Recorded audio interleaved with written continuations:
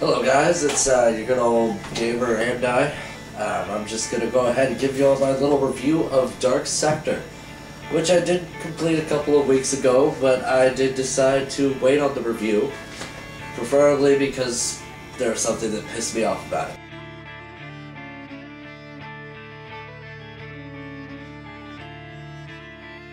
Now, this is a good game. I enjoyed it, and it's only $8. So, if you haven't played it or picked it up or anything and you like action games, then I suggest picking it up. I do have a few problems with it. It seems like the worst enemy in the game is, well, this is what I thought until I got to the final boss, but one of your biggest challenges is the controls. Now, when I press X, my little buddy here I'm controlling doesn't know whether I want him to hide behind cover, roll, or run. There's like, buttons do like 3 different things. Each button does like 3 different things. For instance, the glaive, it's cool. You get to throw it, then it goes in slow motion, and you can control it and decapitate people, cut them in half, things like that. That's really fun. It's always fun. But here's my issue with it. Like I said, the controls suck. When you press R2, he will throw it, right? If you hold R2, he will charge it, and then when you let go, he throws it. Now to throw it into slow motion, you have to press it, release it, then press it.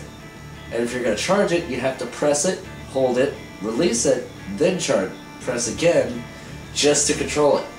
A lot of times the glaive would come back to you before you had enough time to go ahead and do that. It was frustrating at times, but sometimes it was fine.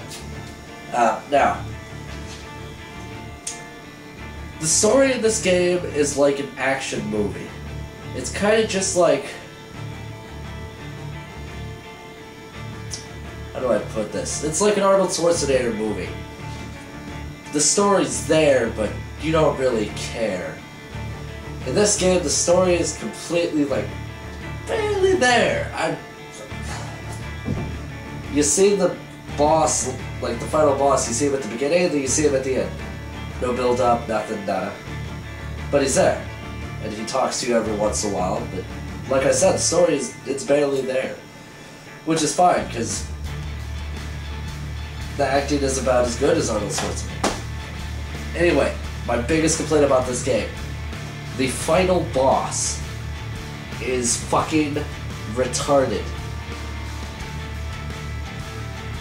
A lot of times, it expects you to electrify the glaive, and I found it easier to press R3 to cause it to an explosion because you have 2 points on 3 different these tentacles that you have to hit so that their head opens so that you can throw the glaive into the center of the head to destroy the head, right? Okay. Well, it's best to press R3 and cause the explosion. It gets more of those points. The only problem with that is a lot of times it wasn't recognizing that I was pressing R3. Now, it consists of 3 rounds. After you get rid of those first 3 tentacles, basically the bad guy is going to do this mind fuck with you, which in about 8 seconds kills you. So you kind of have to throw your glaive at him, and I found that if you don't press R3 when it's close to him, then most likely you're screwed, because you won't take enough damage from him. And so you have 8 seconds. And so, if you're not prepared for it, you're going to die. Hell, even if you are prepared for it, you might die. And then, there's 2 tentacles, round 2, with the beater-up guys, the zombie-looking transform thingies that beat you up. Continuously respawn, while you have to take care of those 2 tentacles. It can be very frustrating. I found that round to be the most frustrating, because by the time I got to the part where he does the mind fuck again and you've got 8 seconds to attack him, a lot of times I wasn't prepared and I had to start the whole fight over. Anyway, you hit him again, you have round 3 where you've got like 5 different tentacles, you have to do all of them, and then you have to hit him one more time. I was screaming at my TV. You can ask my wife.